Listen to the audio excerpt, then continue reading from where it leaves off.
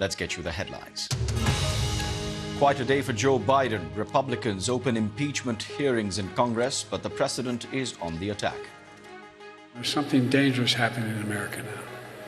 There's an extremist movement that does not share the basic beliefs in our democracy. The MAGA movement.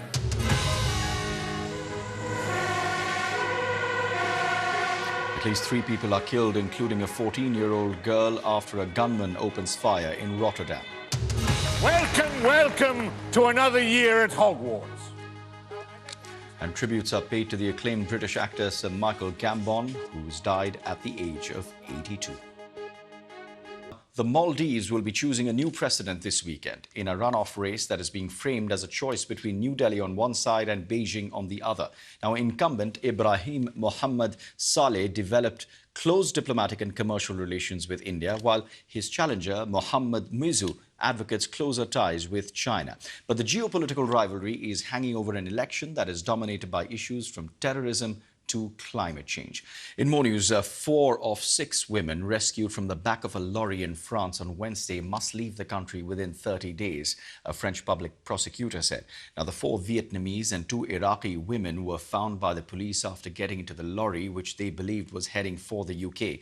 And one of the women spoke from inside the vehicle to a BBC journalist, who then contacted the French police. Nearly 1,000 people have died of dengue in Bangladesh.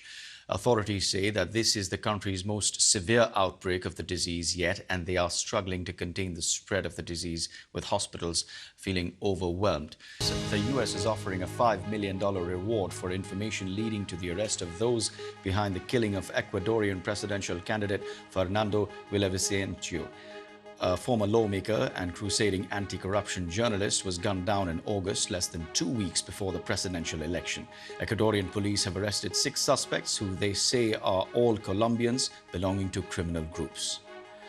Health and women's rights activists have been protesting in Mexico City to mark International Safe Abortion Day. Crowds have been marching through the city.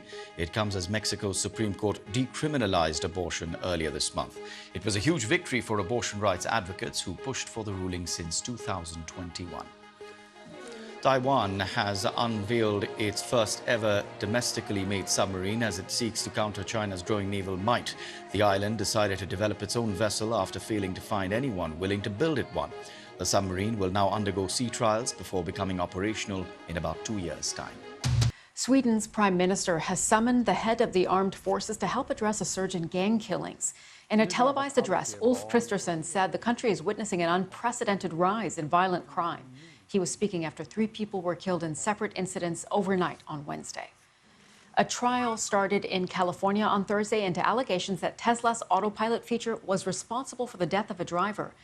The firm is accused of selling the car despite knowing that the system was defective. Tesla denies this, saying it is not clear that the autopilot feature was being used at the time of the crash. The verdict could shape similar cases across the U.S. And more than 2,500 migrants died or went missing while trying to cross the Mediterranean to Europe so far in 2023. That's according to new data from the UN High Commissioner for Refugees. The number marks a significant increase over the same period in 2022.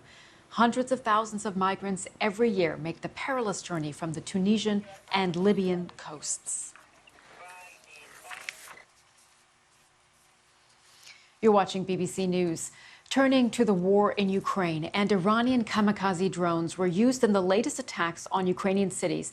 They're filled with European components. That's according to a secret document sent by Kyiv to its Western allies.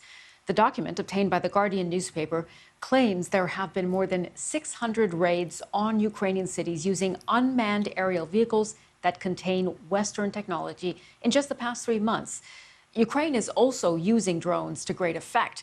In an opinion piece for Time magazine this week, Will Roper, former U.S. Assistant Secretary of the Air Force, and former Google CEO Eric Schmidt write that rather than hardware, Ukraine should focus on better software, including AI.